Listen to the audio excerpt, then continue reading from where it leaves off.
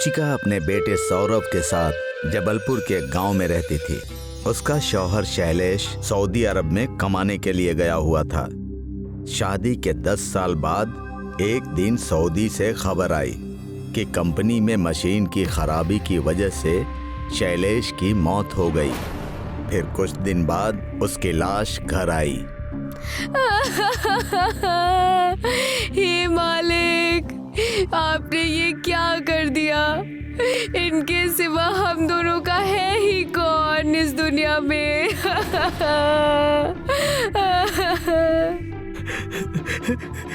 पिताजी, आप हमें क्यों छोड़कर चले गए? बेटा, तू परेशान ना हो, मैं तेरी अम्मी और अब्बू दोनों बनूंगी। उस दिन से रुचिका माँ और बाप दोनों की जिम्मेदारी निभाने लगी। उसने अपने बेटे को पढ़ाने के लिए घर से ही अचार पापड़ का कारोबार शुरू कर दी और साथ ही साथ सिलाई भी करने लगी। और ऐसे ही कुछ सालों तक चला। फिर सौरभ 12वीं का एग्जाम देने लायक हो गया। माँ, तुम फिक्र मत करो, मैं अब बड़ा हो गया हूँ, अब मैं तुम्हारा सहारा बनूंगा। हाँ बेटा, मैं भी तो इसी दिन का इंतजार कर रही थी। एक दिन तू मेरा सहारा बनेगा। कुछ महीने बाद सौरभ 12वीं का इम्तिहान देता है। फिर वो आखिरी दिन अपने दोस्तों के साथ पार्टी करके घर आ रहा होता है। तभी उसकी बाइक की टक्कर ट्रक से हो जाती है, जिसमें सौरभ को गहरी चोट लग जाती है। उसे अस्पताल पहुंचाया जाता है। अस्पताल वाले उसकी माँ को फोन करके बताते हैं। अब सौरभ की माँ बोल रही हैं। हाँ, मैं बोल रही हूँ। क्यों, क्या हुआ? आप कौन हैं और कहाँ से बोल रहे हैं? हम सिटी हॉस्पिटल जबलपुर से बात कर रहे हैं। आपके बेटे सौरभ का एक्सीडेंट हो गया है। उसे इस अस्पताल में भर्ती किया गया है। आप जल्दी यहाँ आ जाइए। ये बात सुनते ही रुचिका को एक झटका लगता है, मगर वो खुद को संभाल कर अपने बेटे के पास पहुंचती है। उसका बेटा आईसीयू में होता हो। रुचिका जाकर डॉक्टर से मिलती है। मेरा बेटा ठीक तो है ना? देखिए, आपके बेटे को गहरी चोट आई है, आज जिससे उसकी किडनी भी काम करना बंद कर रही है। मुझे उसकी किडनी बदलनी होगी। डॉक्टर, आप ये क्या कह रहे हैं? हाँ, मैं सही कह रहा हूँ। आप 10 लाख रुपए का इंतजाम कर दीजिए। लेकिन डॉक्टर, मेरे पास तो कुछ भी नहीं है जो मैं बेच दूं तो भी मुझे इतने सारे पैसे मिल सके। अगर आप नहीं कर सकती हैं तो हम इन्हें 2 महीने से ज्यादा नहीं बचा पाएंगे। ये सब सुनकर रुचिका बहुत फिक्रमंद हो जाती है और फिर वो अपने शौहर को याद करके जोर जोर से रोने लगती है। ये देख डॉक्टर उसे चुप कराता है और कहता है, आप परेशान ना हो, ऊपर वाले के आगे किसकी चलती है। डॉक्टर, और कोई उपाय हो सकता है क्या? मैं अपनी किडनी दे सकती हूँ उसे? आप ये क्या कह रही हैं? आपकी तो उम्र भी ज्यादा हो गई है। आप मेरे सवाल का जवाब दीजिए। हाँ, हो सकता है, मगर उसके लिए आपको अपने हेल्थ का चेकअप करवाना होगा। मैं अपने बेटे के लिए सब कुछ करने को तैयार हूँ।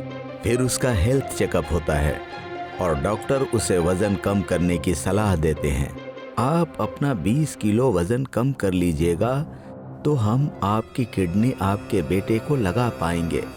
ठीक है डॉक्टर, मैं आज से काम शुरू करती हूँ। आप ये भी ख्याल रखिएगा कि अब सिर्फ 40 दिन का ही वक्त बचा हुआ है। रुचिका घर जाकर वजन कम करने की तरकीब सोचने लगती है। फिर उसे जिम करने का ख्याल आता है और फिर वो अगले दिन से ही अपने आंगन में जिम करना शुरू कर देती है। ये देख गांव के लड़के बोलते हैं, अरे भाई, ये देखो, चाची को बुढ़ापे में बॉडी बनाने का शौक चढ़ा है।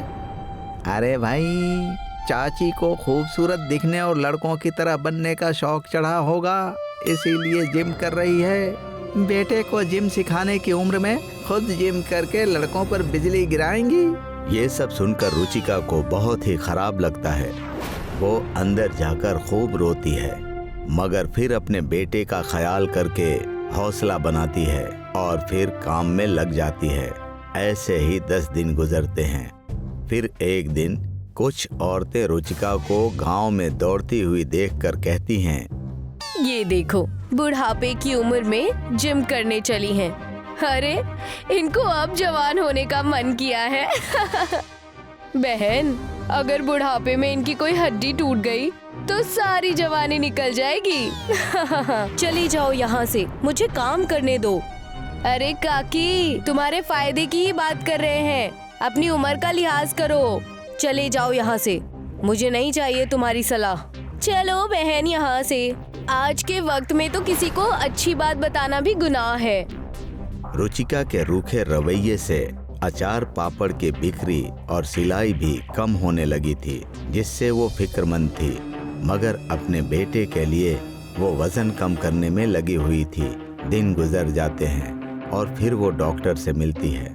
डॉक्टर, आपने जो कहा था मैंने वो कर लिया। तो अब आप रेडी हैं? हाँ डॉक्टर। रुचिका को डॉक्टर ऑपरेशन के लिए तैयार कर ऑपरेशन थिएटर में ले जाते हैं। दोनों माँ बेटे वहाँ मिलते हैं। तब सौरभ कहता है, माँ मुझे माफ कर दीजिए, मैं अपने बेटे होने की जिम्मेदारी भी नहीं निभा पा रहा हूँ। नहीं बेटा, फर्ज तो अभी बाकी है और वो तुम जरूर पूरा करोगी। फिर डॉक्टर दोनों का ऑपरेशन करके किडनी ट्रांसप्लांट करता है। कुछ घंटों के बाद रुचिका को होश आता है। मुबारक हो रुचिका, ऑपरेशन सक्सेसफुल रहा। अब आपका बेटा सेहतमंद है। शुक्रिया डॉक्टर। आप जैसी माँ को मेरा दिल से सलाम है, जो अपने बेटे के लिए अपनी जान तक दे देती है। कुछ दिनों की जांच के बाद रुचिका सौरभ को अपने घर ले आती है। ये खबर अखबार और टीवी चैनलों पर आने लगती है। ये सब जानकर गांव वाले भी रुचिका की मोहब्बत को सलाम करते हैं। माफ कीजिएगा, हमने आपका मजाक उड़ाया था। हाँ काकी, हमें माफ कर देना, हमने तुम्हारा मजाक उड़ाया। फिर कुछ ही महीनों में सौरभ पूरे तरीके से ठीक हो जाता है। फिर एक बेहतरीन कंपनी में नौकरी पकड़कर अपनी माँ की सेहत का ख्याल रखता है। कुछ महीने बाद वो शादी कर लेता है और फिर पूरा परिवार खुशी से रहने लगता है। सीख, माँ की मोहब्बत का कोई मोल नहीं, जो बेटे के लिए अपनी जिंदगी भी दे सकती है।